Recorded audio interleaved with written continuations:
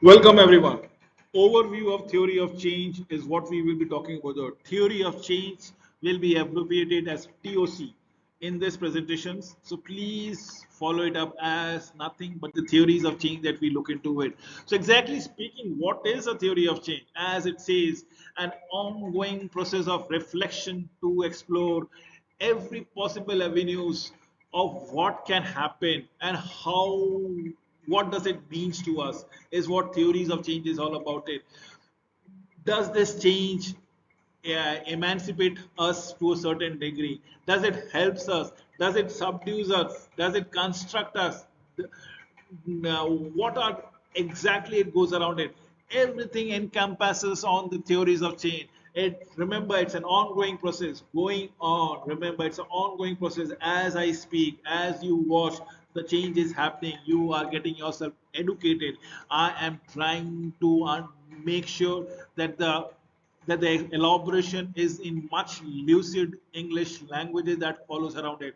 Simply not reading the text, but at the same time hammering on the fact that whatever is written on the visual part that is written, that is you are watching it around it, has been actually being supplemented by the auditory framework that I am speaking around. It's an ongoing process of reflection. It is what we are trying to explore change, how it happens, what it means for the part we play in the particular context, sector, and or group of people. It considers a program or project within a wider analysis of how change comes about. It makes us explain our understanding of change, but also challenges us to explore it much further. Remember, any change might disseminate us, might emancipate us, might enhance our skills and reputation, might actually relegate ourselves to a backbenchers. So, what does it means to us?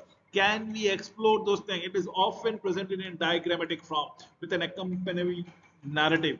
The focus in what we think will change and not what we plan to do. Remember, theories of change is supposedly mostly a cognitive framework that goes around it. Allow me to go around it, see what is happening and what are the complex situation. These are the theories of changes and the complex evaluation that we goes around it. Remember this, the intersection is the point of interest, the conflicts of interest that comes around it. So what are the theories of change? It's question the assumption between development thinking, as in are we happy with the state of affairs that is happening with us? This is what we are trying to questions altogether, and that is what needs to be understood per se, questioning the assumption thereby and development thing. The theory is in always in news per se. Now these are theories of social changes. Now what are the complex evaluation? First and foremost thing, there is no clarity, absolutely no clarity about how whatever we're thinking is on the right frame of mind or right way to think forward. There is absolutely no clarity.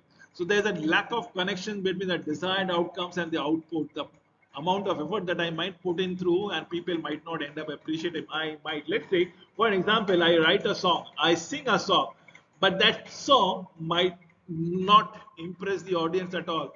So my effort is gone on to vain. On the other hand, if the same song would have been a huge hit and it would be in the chartbusters list, top featuring the top three songs, probably this is where we will actually help us together all together, and that is what we need to understand then and there as on what is we are looking forward to it. So yes, in between these two extreme diagrams, where do we come across with it?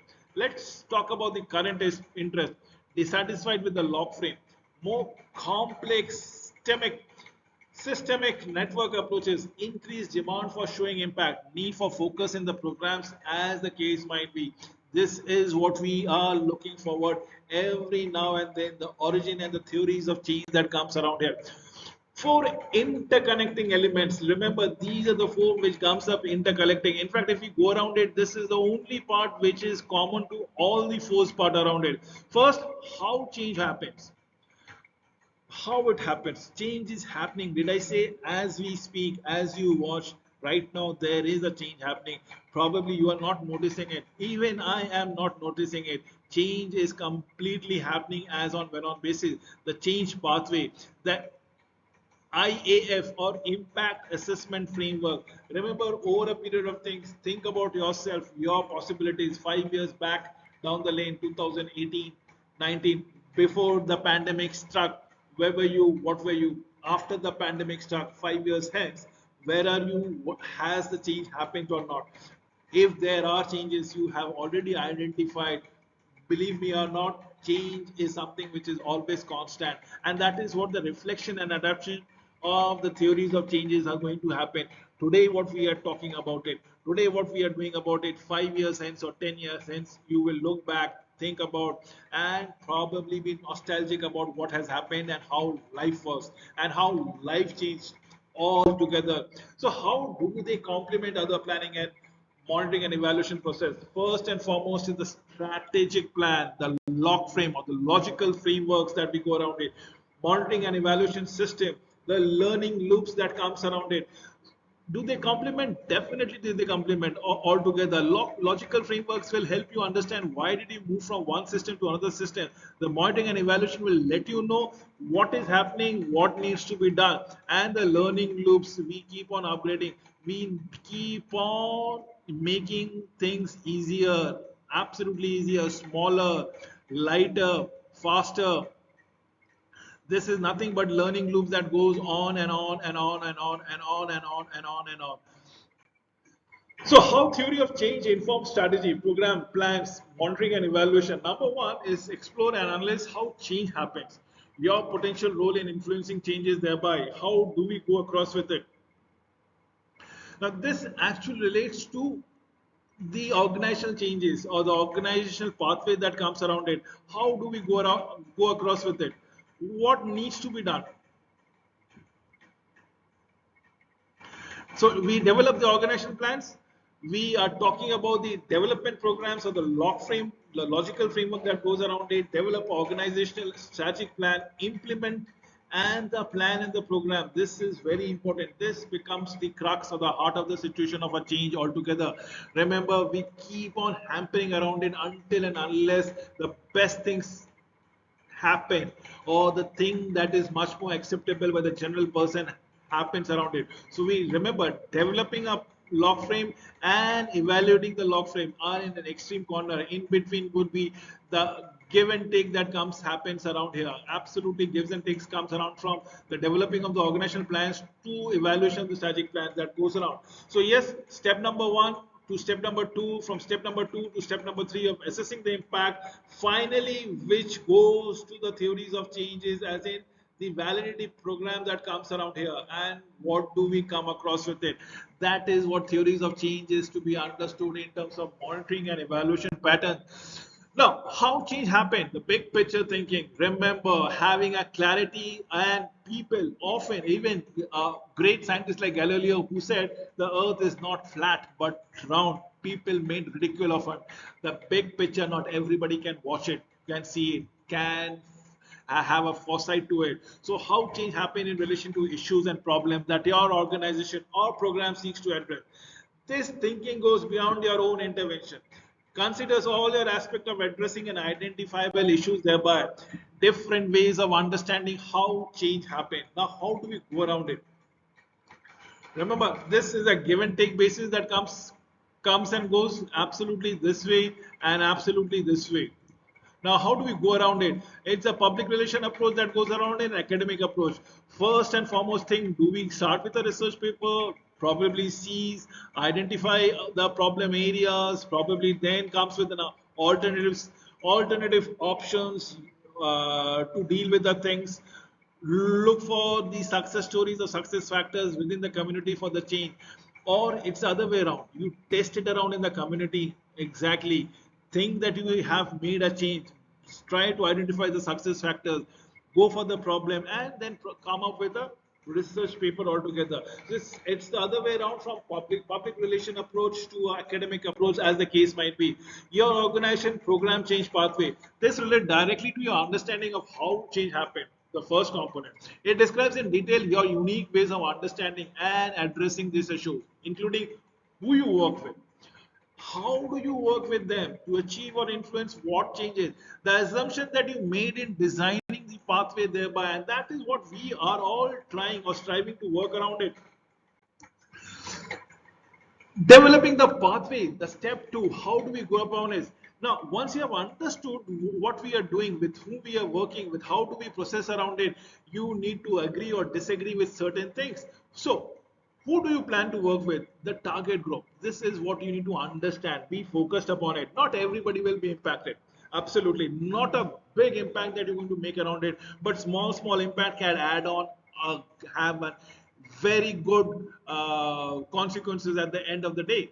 So how do you plan to work with this target group? Now, similarly, try to focus only on the one aspect. What are the short term, what are the medium term changes that goes around it for different groups thereby, and how do you hope to achieve? How do you all these factors link together? Does they have a separate and isolated? Are they working in silos or they are interlinked with each other? What are your assumptions in choosing the particular pathway? Why this pathway rather than any other pathway that comes around it? Impact assessment framework. This is informed by both the components above. Absolutely yes. It provides a robust way of understanding, reporting on your organization, contribution to the change thereby. It enables you to test, to adapt to the theories of changes that comes across it. Let us talk about the impact assessment as far as been mentioned by the authors. The systematic analysis of significant or probably lasting change, be it positive, be it negative, intended or otherwise, in the lives of the target group, brought about by a given action or series of action. Look what is happening in Syria. Look what is happening in Afghanistan. These are intended, probably negative changes. Not intended, but positive changes might be there. Plentiful of it. Not intended and positive. Let me give you an example. Let's say the spread of internet, the social media, if you can utilize it in a proper fashion. But on the negative things, let's say the social media, on a negative impact is the fake news that been circulated, often been circulated. So that is what your impact assessment is all about. It explores, it answers the most important question. So what actually changed?